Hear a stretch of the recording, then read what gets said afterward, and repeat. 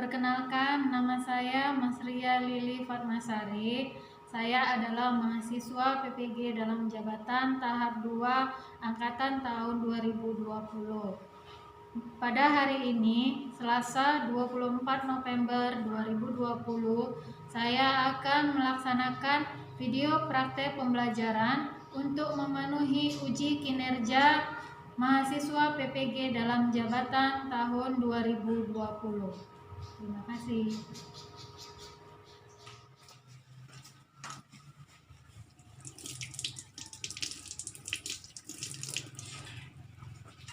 Yang pertama, kalau masuk kelas, cuci tangannya dulu.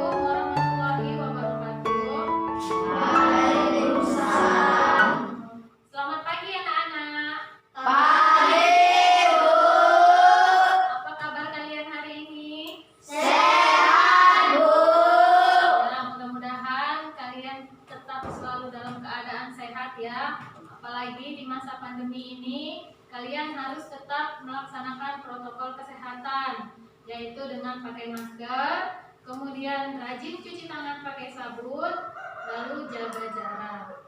Nah, sebelum memulai pembelajaran kita, ada baiknya kita berdoa dulu.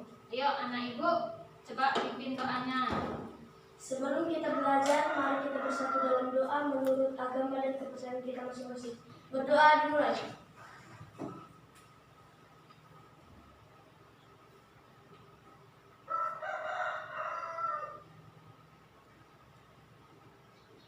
Berdoa selesai. Ya, terima kasih anak ibu. Nah, coba hari ini udah semangat untuk melaksanakan pembelajaran kita? Kalau memang sudah semangat, ayo semua coba berdiri dulu, yuk. Yuk, kita lakukan dulu semangat ya. Nah, yuk kita mulai. 1, 2, 3.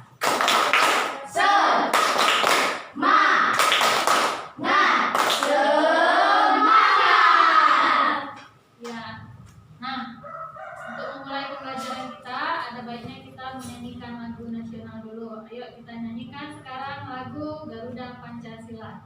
Ya, 1, 2, 3. Garuda Pancasila, akulah pendukungmu, patriot proklamasi, sedia berkorban untukmu. Pancasila dasar negara,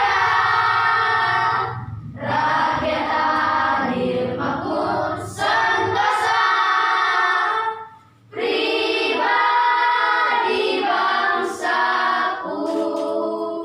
Ayo maju, maju, ayo maju, maju, ayo maju, maju. Ya, terima kasih. Silakan duduk kembali. Bang, Ibu mau lihat dulu ada nggak yang tidak hadir hari ini? Coba lihat kawannya. Doni nggak hadir ya, Doni ya? Ya, Ya mungkin lagi sakit dia ya. Nanti bagi teman kalian yang tidak hadir, ya Ibu harapkan nanti kalian bantu untuk memberikan materi ya yang kita pelajari hari ini. Nah, untuk hari ini kita akan masuk ke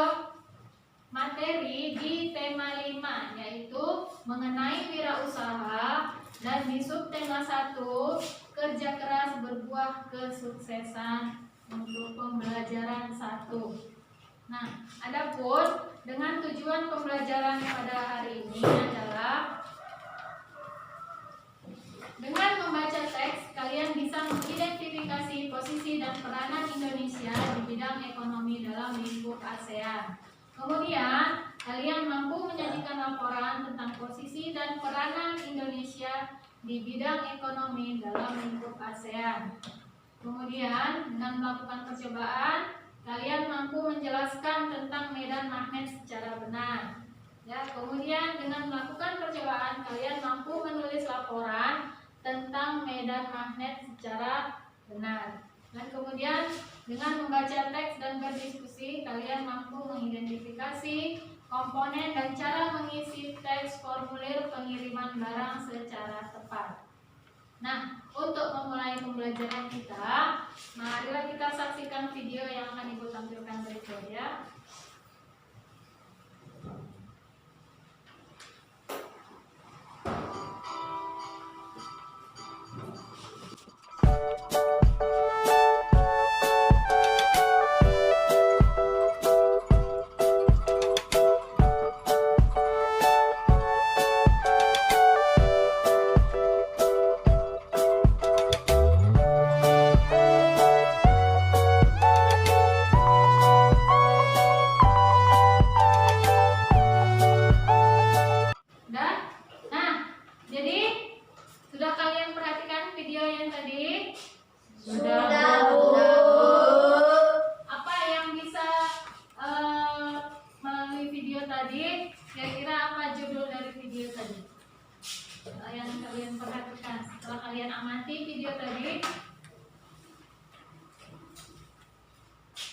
Yuk, berapa bisa?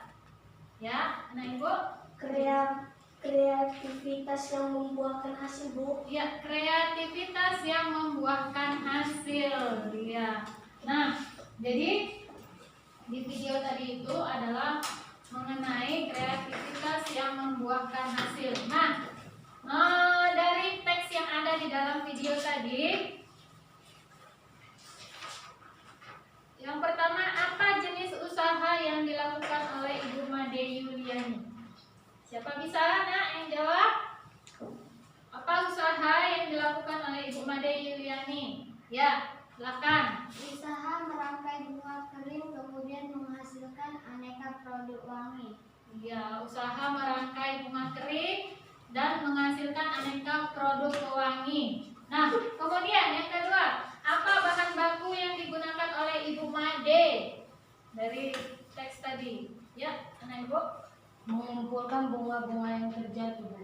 Iya, jadi dia mengumpulkan bunga-bunga kering yang sudah jatuh. Nah, bunga-bunga kering itulah yang dirangkainya kembali. Untuk apa? Untuk menjadi hiasan. Nah, kemudian apa manfaat dari usaha tersebut bagi masyarakat dan lingkungan sekitar? Saya, Bu, Ya, dapat membuka lapangan kerja, Bu.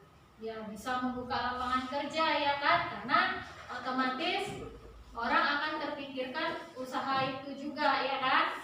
Kemudian apa yang bisa kamu pelajari dari cara Bu Made tadi berkreativitas? Ya, Memanfaatkan barang-barang yang tidak menarik menjadi memiliki nilai jual tinggi.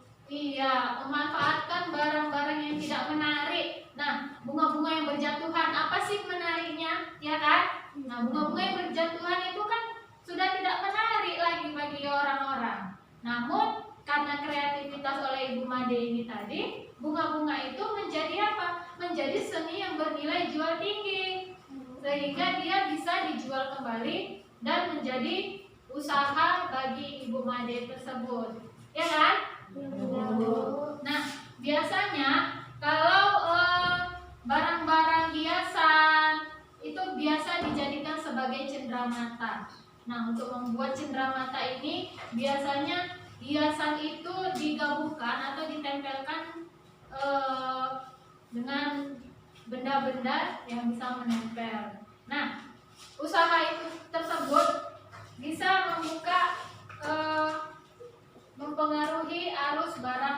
biasa, ya kan? Coba perhatikan. Nah, sekarang mari kita baca teks yang ada di buku siswa kalian. Teks mengenai MEA. Sudah? Yuk, Ibu kasih waktu 2 menit untuk membaca dalam hati teks mengenai MEA. Silakan.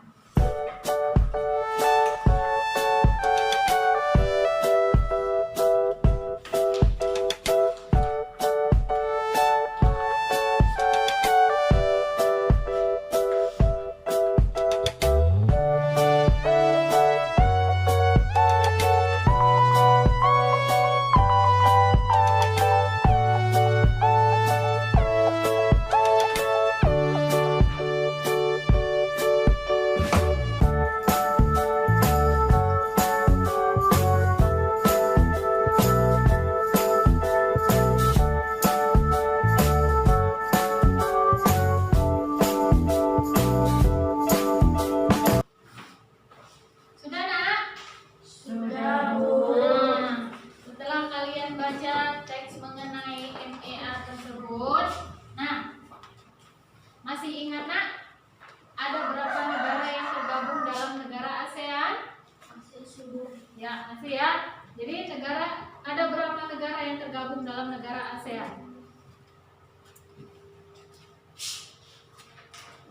Ada 10. Ya, jadi ada 10 negara yang tergabung dalam negara-negara ASEAN, termasuk negara kita sendiri, negara Indonesia.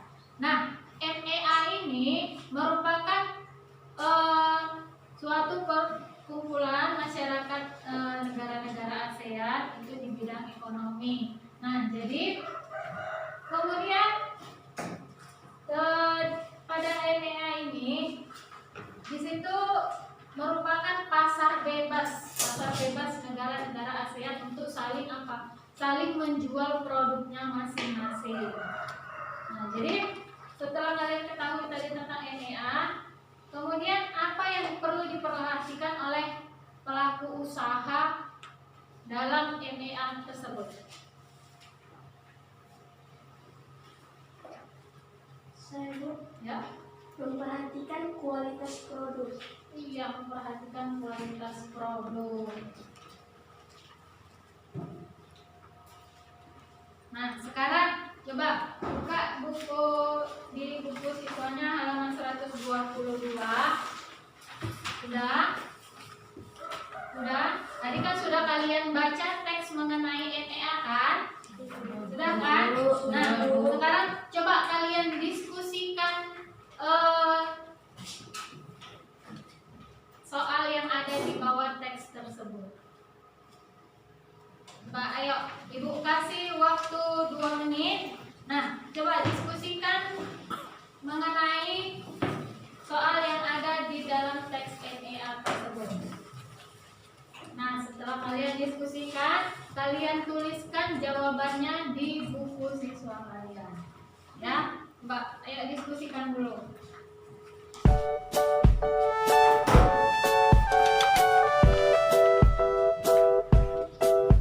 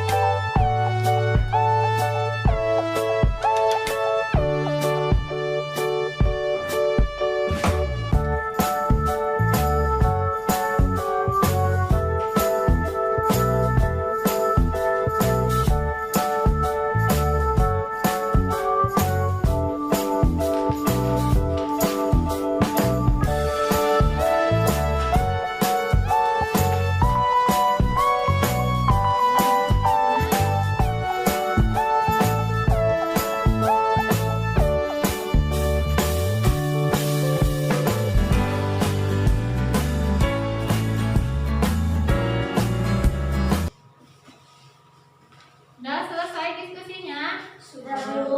Udah selesai? Sudah, Bu. Nah, coba salah satu kelompok mempresentasikan hasil diskusi Ayo. Ya silakan. Ini nah.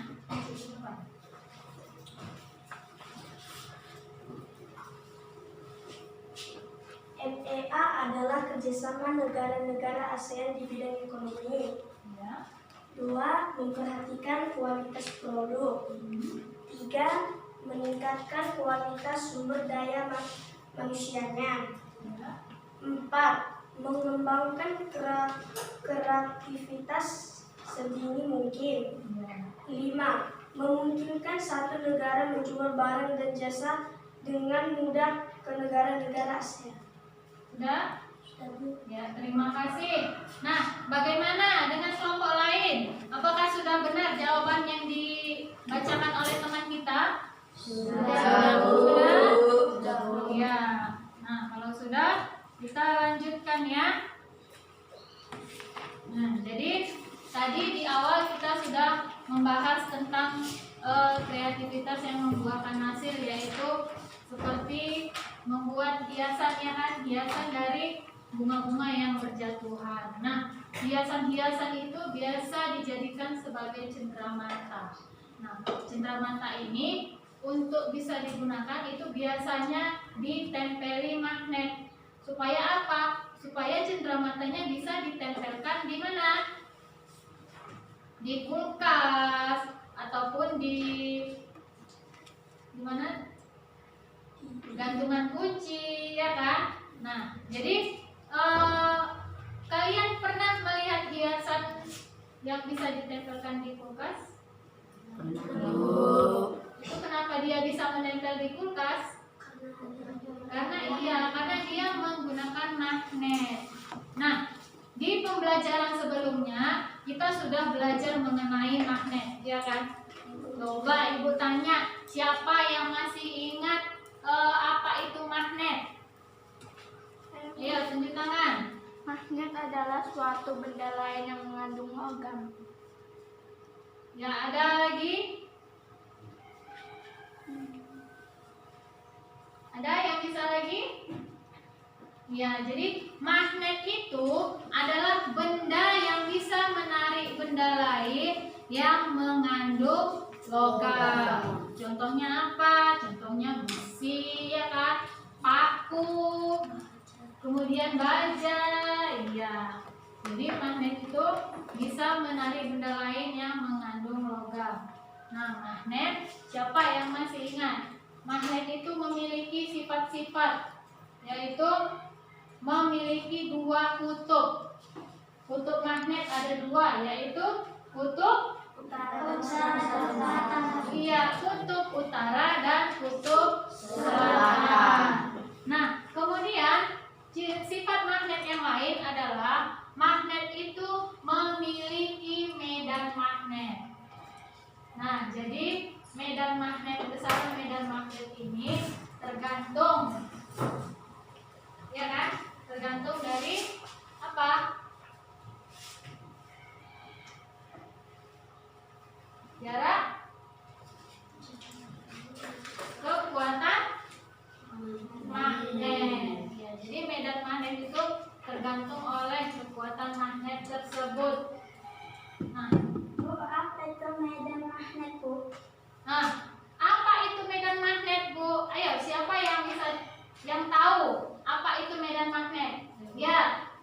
Medan magnet adalah daerah atau wilayah yang dipengaruhi oleh gaya magnet. Iya, terima kasih, Nah, Ibu. Nah, medan magnet itu adalah wilayah atau daerah yang masih dipengaruhi oleh gaya magnet. Ya, nah, coba perhatikan di mejanya. Itu di mejanya kemarin udah Ibu suruh bawa kan? Bawa magnet dengan apa? Dengan serbuk besinya. Jadi kita akan melakukan suatu percobaan medan magnet.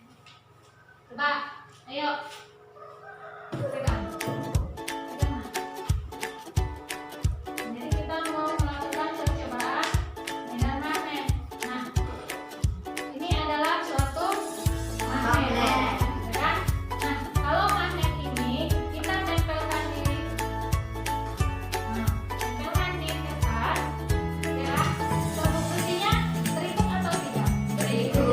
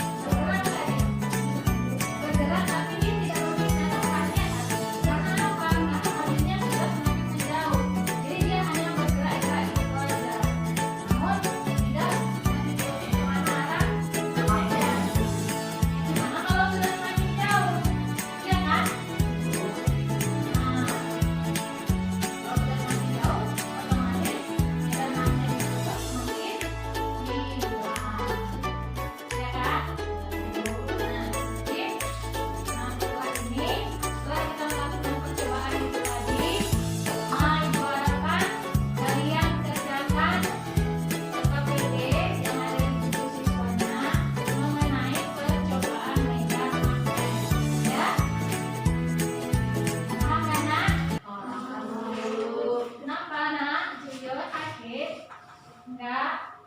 Nah, jadi di sini kita lanjutkan.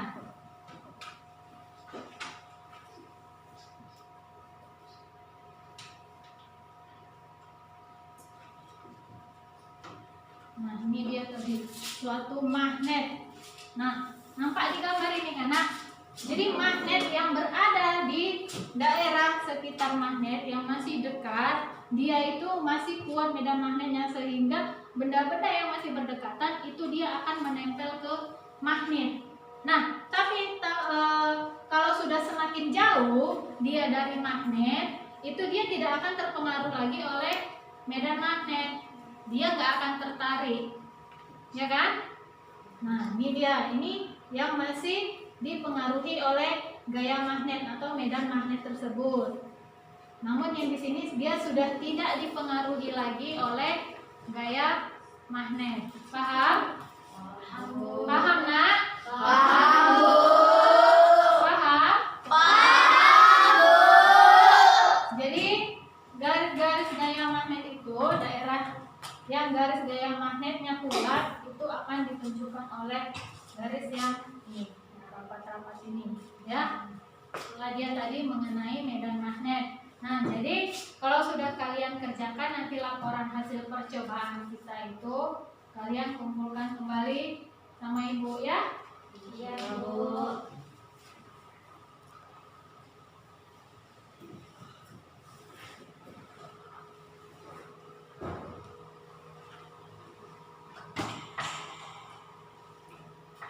Nah, kemudian selanjutnya kita akan mempelajari mengenai formulir pengiriman barang. Nah, tadi di awal kita sudah cerita mengenai usaha Bu Made, ya kan? Nah, usaha Bu Made ini dia membuat jasa, membuat produk, membuat cenderamata. Nah, otomatis dia untuk menjual kemana? Dia menjual ke daerah-daerah lain, bahkan sampai ke luar negara, ya kan? Nah, untuk mengirim barang ke tempat lain atau ke luar negara, kita pasti membutuhkan jasa kurir atau jasa distributor atau yang mengantarkan, ya kan? Yang mengantarkan supaya apa? Supaya barang kita itu sampai kepada yang menerima. Nah, untuk mengirimkan suatu barang itu, kita itu diharuskan mengisi suatu formulir. Formulirnya apa?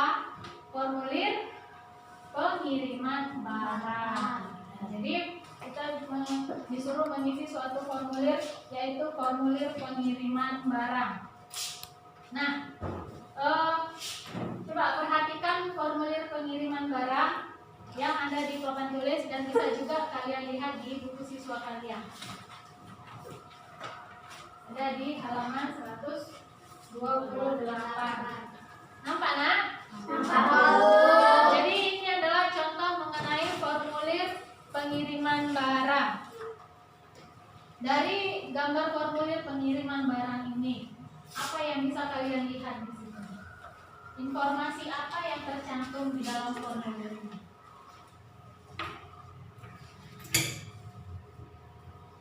Ya?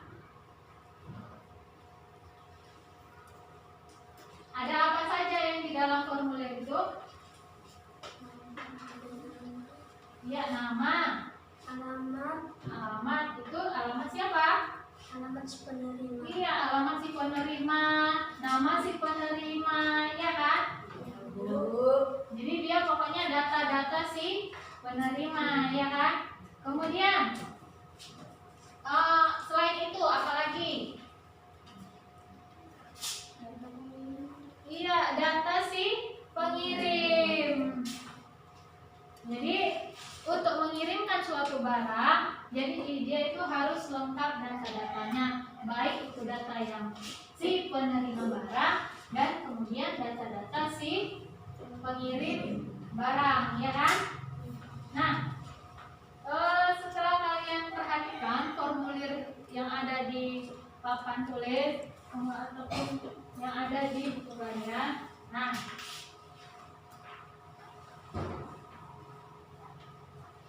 informasi penting apa saja yang tercantum di dalam formulir pendaftaran formulir pengiriman barang tersebut. Ya, Data penerima dan data pengirim. iya, data si penerima dan data si pengirim. Jadi ini adalah suatu data yang penting. Karena apa? Karena kalau tidak ada data si pengirim dan si penerima, barang itu otomatis tidak dikenal, ya kan? Ataupun tidak sampai ke si penerimanya. Nah, kemudian mengapa kita harus mencantumkan kode pos dalam formulir pengiriman barang? Ya, Agar tidak salah alamat pengirim barang. agar tidak salah. Pengirim barang. Iya, agar tidak salah alamat dalam mengirimkan barang. Nah, kemudian apa yang terjadi jika alamat penerima barang itu tidak ditulis dengan lengkap? Sebut Ya, karena barang yang dikirim tidak akan sampai ke si penerima. iya, karena barang yang dikirim itu tidak akan sampai ke si penerima. Karena apa? Karena alamatnya tidak jelas, ya kan? Nah, kemudian mengapa kita harus mencantumkan nomor telepon pengirim dan penerima? Ya, Untuk memudahkan kurir mengantar barang jika alamat tidak jelas. iya. Jadi untuk memudahkan kurir apabila alamatnya tidak jelas, apalagi kalau rumahnya sampai masuk gang, ya kan, gangnya banyak. Nah, otomatis si kurir ini tadi pasti akan menelpon si penerima barang, ya kan, sementara alamatnya itu tidak lengkap.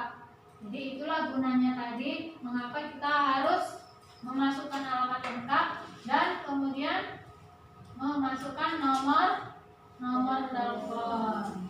Nah, sampai di sini sudah paham? Sudah, Bu. Ada yang ingin ditanyakan? Ada? Tidak, Bu. Ada? Tidak. Berarti sudah paham semua, ya? Nah, jadi dari pembelajaran kita tadi, apa yang bisa kalian simpulkan dari pembelajaran kita tadi? Ya?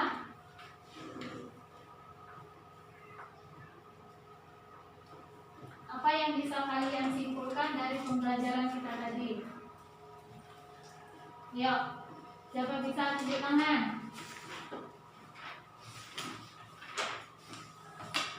Siapa yang bisa menyimpulkan?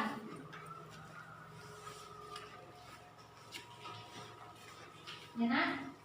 Apa kesimpulan dari pembelajaran kita tadi?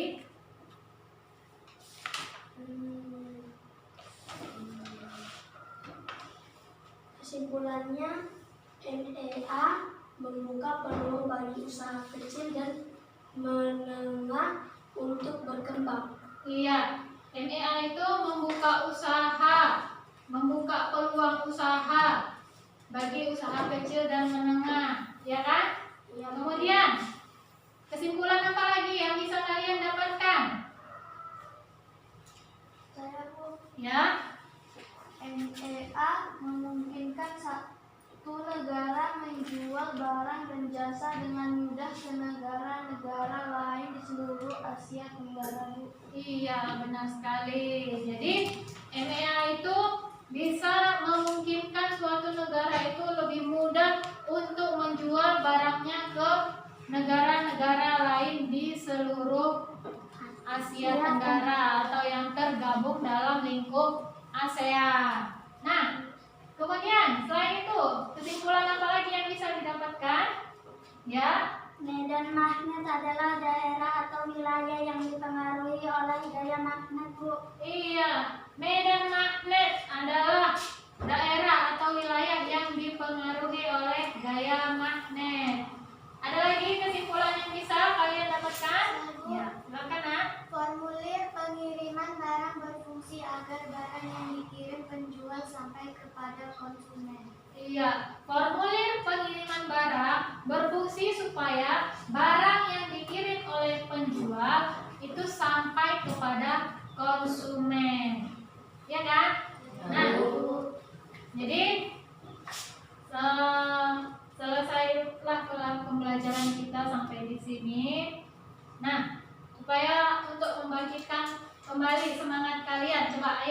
semua berdiri. Ayo, semua berdiri. Nah, coba kita ice breaking dulu ya. Masih ingat kan seperti yang Ibu ajarkan kemarin? Masih? Satu jari kanan, satu jari kiri. Kalau disatukan jadilah jembatan. Masih ingat? Masih, Bu. Mari kita seperti itu ya. Ibu hitung 1, 2, 3. Satu jari kanan, satu jari kiri. Kalau disatukan jadilah jembatan. Dua jari kanan, dua jari kiri. Kalau disatukan jadilah kamera. Tiga jari kanan, tiga jari kiri. Kalau disatukan jadilah menara. Empat jari kanan, empat jari kiri. Kalau disatukan jadilah kelinci. Lima jari kanan, lima jari kiri. Kalau disatukan jadilah berdoa. Iya. Nah, duduk kembali. Nah, jadi pembelajaran kita cukup sampai di sini. Nah, untuk menutup pembelajaran kita, mari kita berdoa. Ayo, anak ibu, silakan berdoanya. Mari kita bersatu dalam doa menurut kepercayaan kita masing-masing. Berdoa dimulai.